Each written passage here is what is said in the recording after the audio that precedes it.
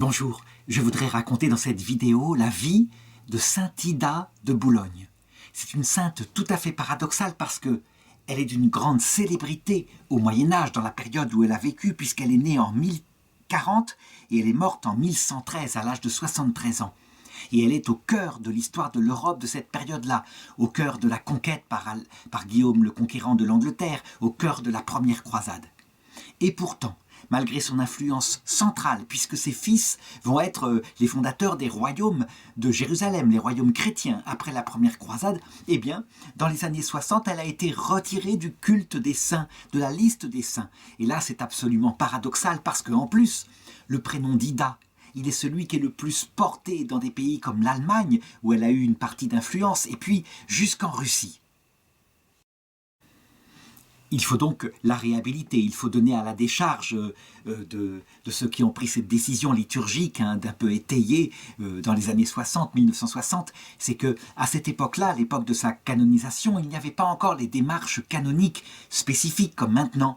Elle est juste beata, ça veut dire bienheureuse. Mais quelle bienheureuse! Elle a eu une influence énorme.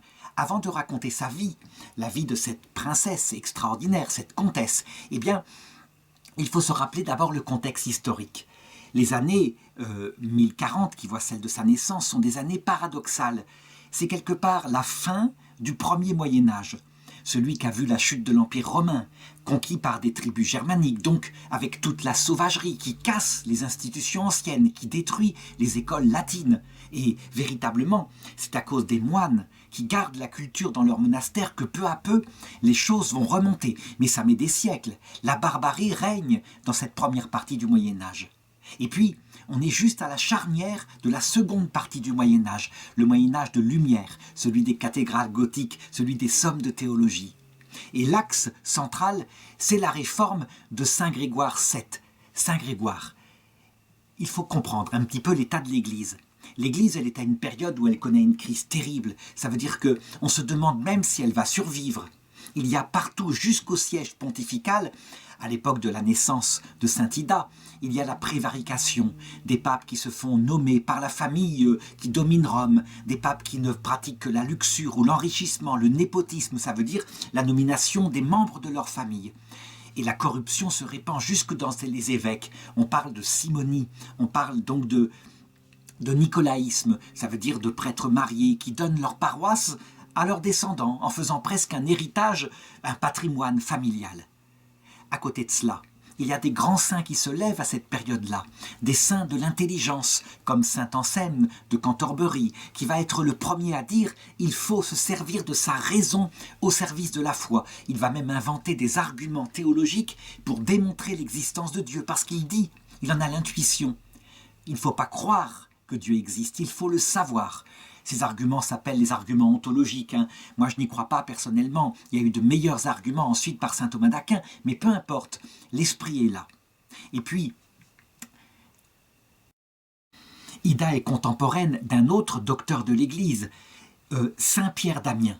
Alors lui, c'est un petit moine qui simplement observe son temps et qui aime Dieu de tout son cœur.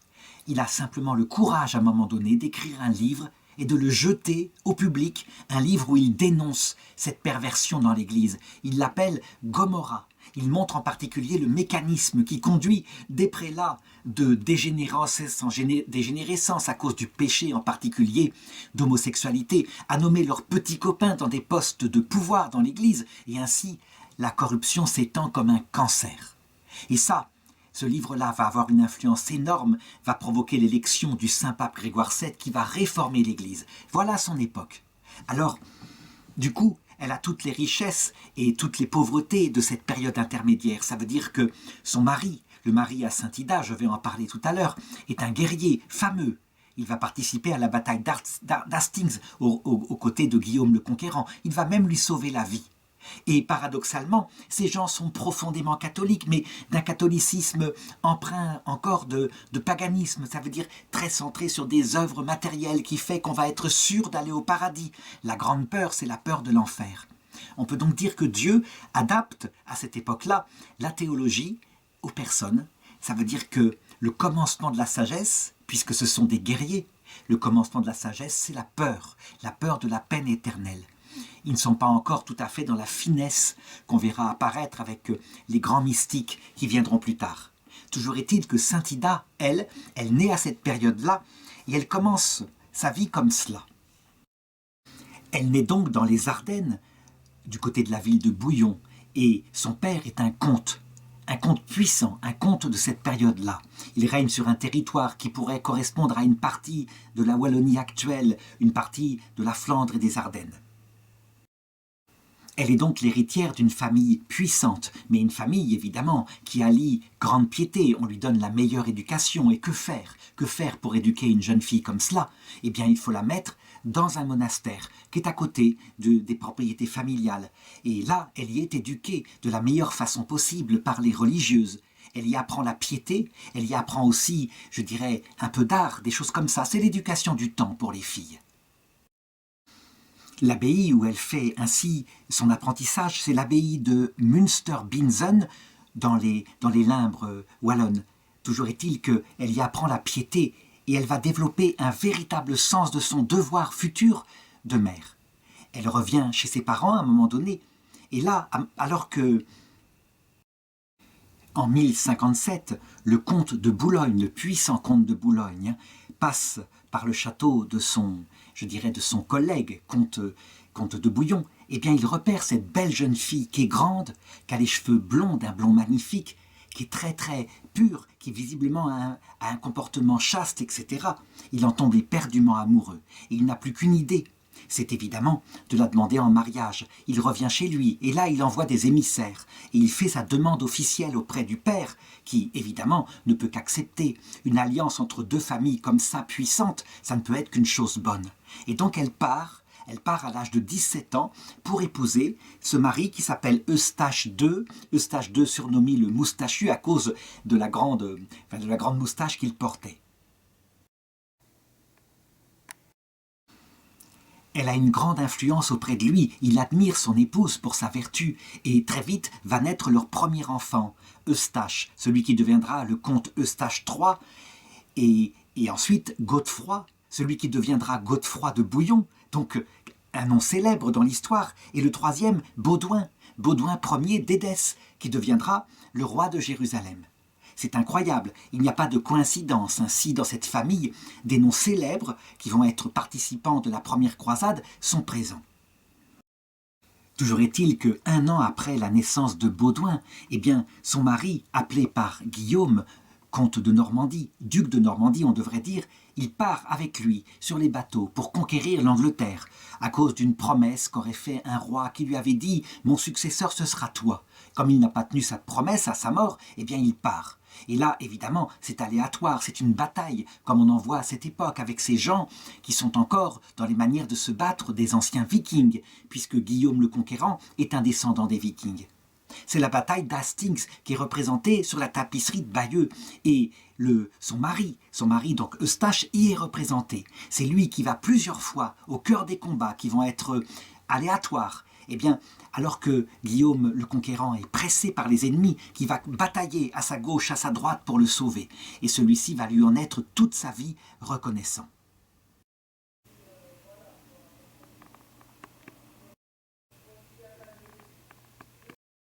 Et elle, pendant ce temps, on peut deviner les affres des angoisses qui la prennent. Elle pourrait très bien se retrouver veuve alors que son petit garçon, Baudouin, n'a qu'un an.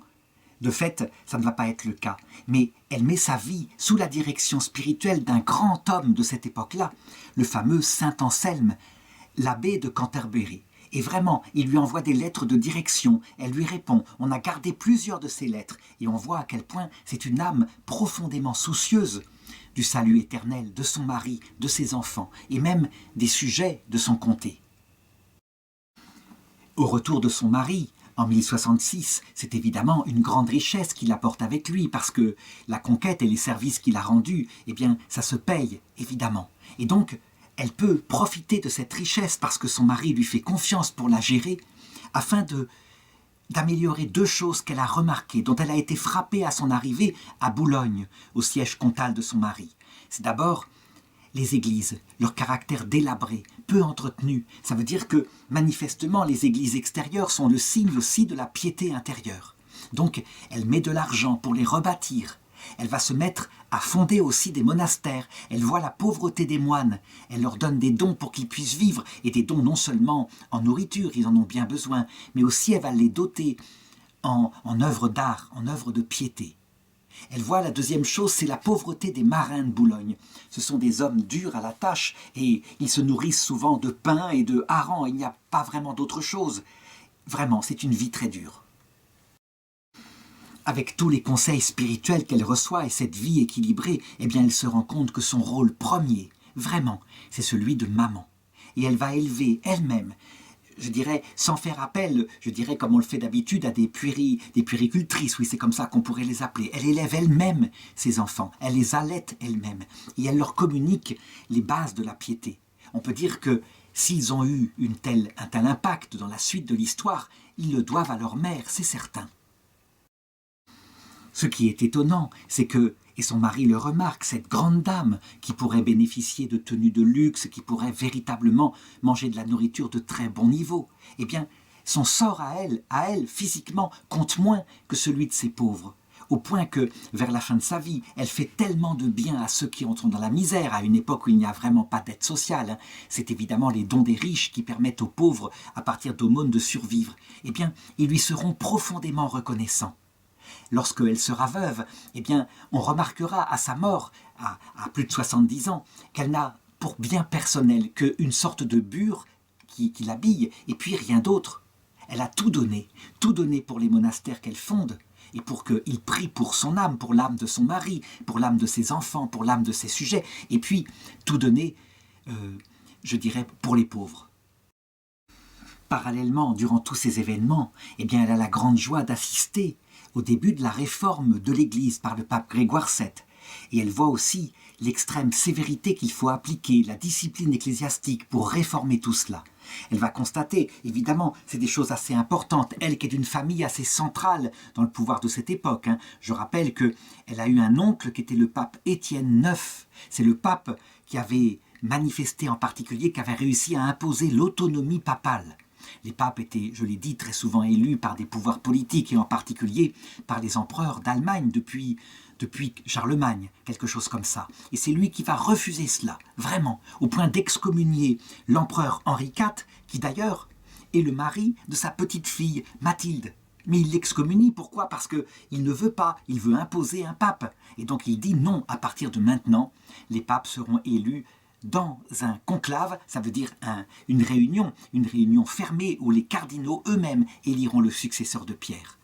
C'est aussi l'époque où on voit le roi de France qui s'appelle Philippe Ier, qui va être excommunié. Pourquoi est-ce qu'il y a une telle sévérité? L'Église peut se le permettre, il faut qu'il réforme ses mœurs. En effet, Philippe Ier, c'est une histoire tragique quelque part. Il épouse une belle jeune fille qui porte pour nom Berthe de Frise. Il aura avec elle 4 enfants. Et puis à un moment donné, manifestement, elle ne lui plaît plus. Il a dû tomber amoureux d'une femme, mais d'une femme qui est mariée. C'est la femme du comte d'Anjou. Eh bien, il l'épouse, ou du moins, il vit en concubinage avec elle. Il va avoir aussi avec elle 4 enfants. Quant à Berthe, elle est enfermée dans un château où elle va mourir. Elle va mourir manifestement abandonnée. Le pape, évidemment, réagit et le roi Philippe est excommunié. Voilà l'état des mœurs à l'époque. Quant à ses fils, après leur avoir donné la meilleure éducation des principes qu'ils n'oublient pas, les principes spirituels, eh bien, il faut qu'ils reçoivent l'éducation de chevalier, qui est nécessaire pour les garçons des familles nobles de cette époque-là. Il y a en particulier Godefroy, lui, son fils, qui va être éduqué auprès de son frère, donc du côté de Bouillon, et il va recevoir toute sa formation chevaleresque. Curieusement, il a d'abord été excommunié, là pour une autre histoire. C'est qu'en fait, la famille s'était engagée à entretenir une abbaye où était enterré son grand-père, et puis il s'en était pas occupé du tout. Si bien qu'à un moment donné, quand on se rend compte que le monastère est lamentable, dans un état complètement abandonné, eh bien il va y avoir aussi excommunication pour qu'il se reprenne et qu'il fasse son devoir de seigneur. Toujours est-il que dans ces circonstances-là, où on voit que les hommes se battent avec leurs péchés intérieurs, etc., c'est là que va être prêchée la première croisade, alors que l'Église est à peine réformée par le pape Urbain II. C'est un pape français. Il est né à Châtillon-sur-Marne, de parents donc de la grande noblesse. et il est élu pape à un moment donné où la chrétienté d'Orient lance des appels au secours. La pression des musulmans se fait de plus en plus grande. Et puis, les pèlerinages que font les Européens sur les tombeaux du Christ sont de plus en plus dangereux. En fait, il y a des pillages permanents des pèlerins chrétiens, comme si les musulmans ne se sentaient pas de remords, comme si, parce qu'il y a affaire à des non-musulmans, ils pouvaient les voler, les mettre en esclavage et même les tuer. Si bien que la chrétienté est véritablement alertée en se disant « Pouvons-nous laisser le tombeau du Christ ainsi, sous la dépendance des infidèles ?» Saint Ida a 56 ans en 1096 lorsque lui parvient l'appel à la croisade. Et là, elle est prise tout de suite dans cette grande tâche. Elle se dit « Il faut absolument que je convainque mes fils de se lancer eux aussi dans cette entreprise. » Elle va donc leur en parler, chacun à leur façon, avec une très grande force. Ils sont en pleine force de l'âge. Eustache a 36 ans, et donc elle l'invite véritablement à accompagner l'Église catholique dans cette reconquête. Quant aux autres frères, il y en a un qui est excommunié, il pourra ainsi se laver de toutes ses condamnations.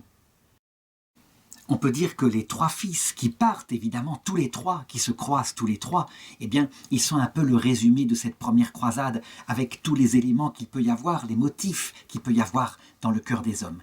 Pour ce qui est d'Eustache, lui, il y va par devoir, par sens de l'honneur. C'est le fils aîné de la famille, donc il a un fief, mais il se doit d'accompagner avec ses gens pour une œuvre du Christ. Pour ce qui est de Godefroy de Bouillon, lui, eh bien, c'est sa grande piété qui l'y fait y aller. C'est un chrétien profond, et il se dit « Comment est-ce que je ne mettrai pas mes armes au service du Christ ?»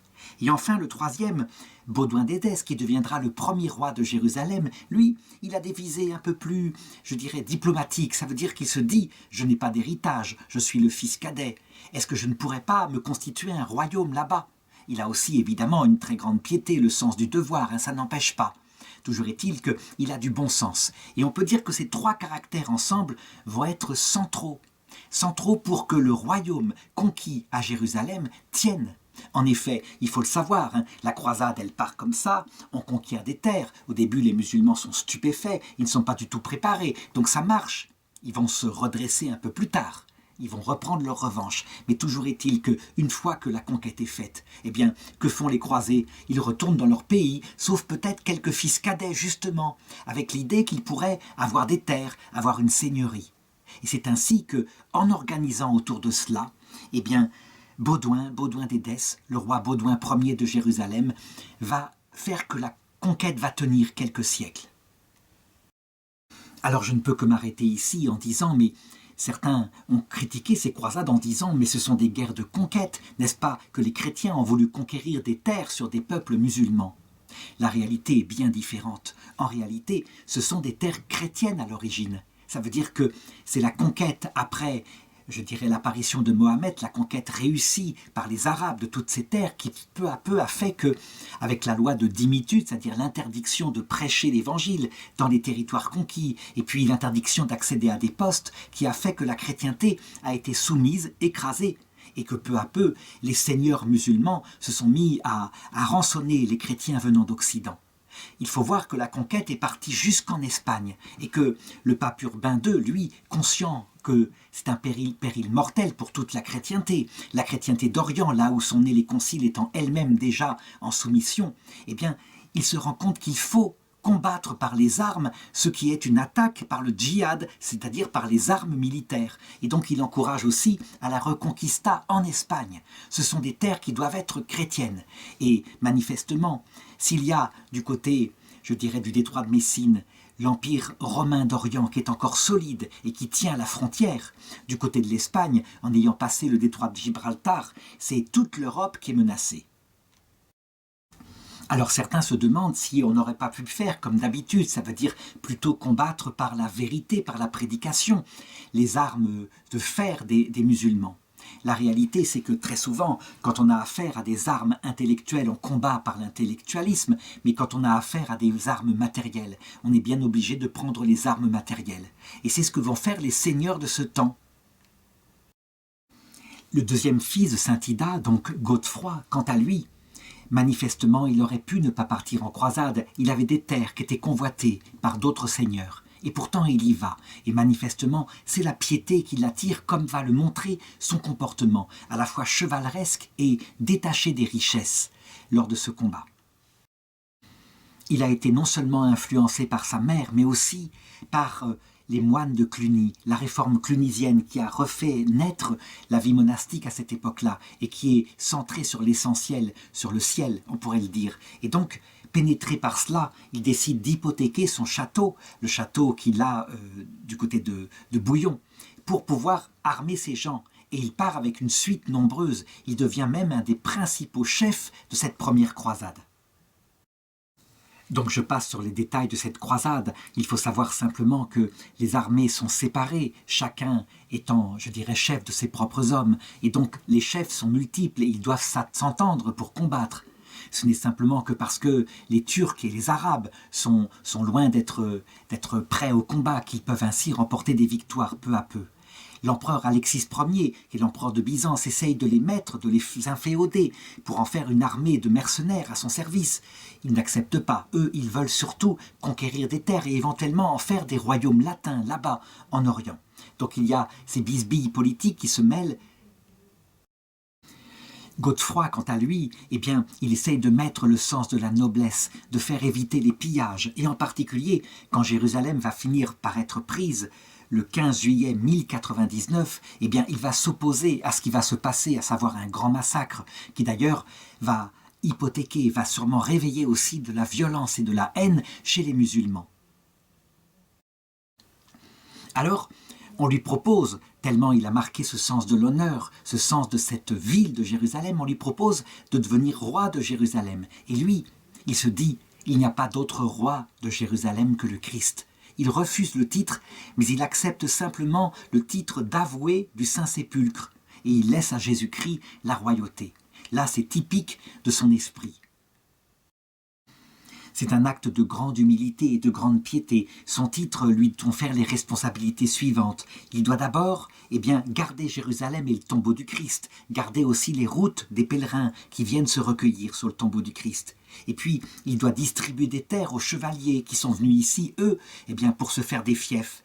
Il doit rendre la justice, il doit pérenniser l'économie locale. Donc c'est tout un travail très important qu'il va faire brillamment. Un homme d'une telle valeur, qui a certainement l'esprit de Sainte Ida, sa mère, ne va pas rester malheureusement longtemps vivant. Il va mourir sans doute de fièvre, on ne sait pas trop comment, parce qu'il faut le savoir, on n'a aucune notion, et c'est ce qui va sûrement gréver beaucoup les croisades jusqu'à l'époque de Saint-Louis. On n'a aucune notion de la nécessité d'une hygiène, la nécessité de ne pas se laisser contaminer par les maladies du secteur, et aussi par la dysenterie, de séparer bien les toilettes de l'eau qui sert pour la cuisine. Enfin, des choses évidentes comme ça vont véritablement nuire à ces entreprises.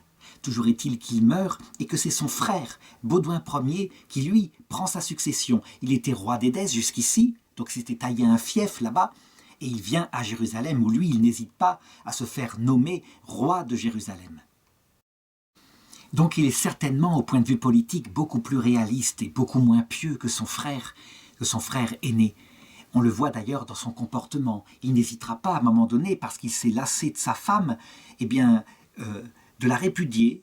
Elle s'appelle Arda, de la répudier en la faisant rentrer dans un couvent pour épouser Adélaïde de Savone, qui est la veuve du comte Roger Ier de Sicile. Ce qui fait qu'il est bigame, il n'hésite pas. Donc on peut dire que la morale, le salut éternel lui sont beaucoup moins. C'est un homme de la terre, quoi. C'est un habitant de la terre, c'est tout à fait différent. La raison principale, est-ce que c'était qu'il s'était lassé de sa femme? Non, sans doute pas. Le fait d'épouser une nouvelle femme, donc la veuve de Roger Ier de Sicile, lui apportait des territoires considérables. Donc c'était l'ambition qu'il faisait agir, mais malgré tout, providentiellement, il a stabilisé et fortifié le royaume de Jérusalem, comme je le disais tout à l'heure. Ida, quant à elle, qui est restée au pays, on l'informe de tous les succès des croisés, et elle est heureuse comme tout. Elle demande à ce qu'on lui envoie des reliques en particulier. C'est vrai que du côté de Constantinople, il y a là où ont vécu les apôtres et des reliques extraordinaires. C'est quelque chose pour elle qui lui tient très fort à cœur. Ça la rapproche sensiblement de la présence de ceux qui ont connu le Christ. Il lui en faut aussi parce que, pour fonder les divers monastères et églises qu'elle veut faire avec la fortune de son mari maintenant décédé, il faut à chaque fois qu'il y ait dans l'autel une relique afin que l'autel soit consacré. À la fin de sa vie, on compte le nombre de monastères qu'elle a aidés, qu'elle a financés, qu'elle a fait construire à 17. Il y en a pas seulement dans les terres où elle règne sur les biens considérables que lui a laissé son mari, mais il y en a jusqu'en Allemagne. Et en particulier, elle a aidé le monastère où elle a été élevée dans son enfance, du côté de la Wallonie, donc Münster-Blitzen. Elle se sert aussi de sa fortune pour élever 2 cathédrales. Une cathédrale qui avait été incendiée, celle de Boulogne, qu'elle rebâtit, mais aussi une cathédrale qu'elle fait construire de toutes pièces en style roman. Le style gothique n'est pas encore là, c'est la cathédrale de Lens. Elle ne fait pas s'occuper que de piété, non, elle crée aussi de nombreuses léproseries. C'est là que, véritablement, on peut dire que son titre de sainte vient de la part des pauvres qui la bénissent pour ce qu'elle a fait. Elle crée aussi de nombreux hôpitaux où les malades sont accueillis et elle distribue sa fortune pour aider les pauvres qui n'ont rien. Le peuple lui est tellement reconnaissante qu'ils la prennent très vite pour une sainte. Pour elle, ça ne peut pas être autrement. Et effectivement, on raconte un certain nombre de miracles qui auraient eu lieu de son vivant. Elle va vivre ainsi, paisiblement, dans la piété, se dépouillant de tous les biens et se préparant à la vie éternelle. Jusqu'à un âge avancé, 73 ans, pour l'époque, c'est pas n'importe quoi. Et puis, finalement, elle meurt à Boulogne le 13 avril 1113. Elle a demandé qu'on prie pour sa mémoire, qu'on prie pour son âme, et elle est enterrée dans un monastère, l'abbaye Saint-Michel du Vaste. Son corps va ensuite être déplacé plusieurs fois pour être rapproché d'une ville, un centre urbain. Elle est finalement actuellement enterrée au couvent des Bénédictines de Bayeux.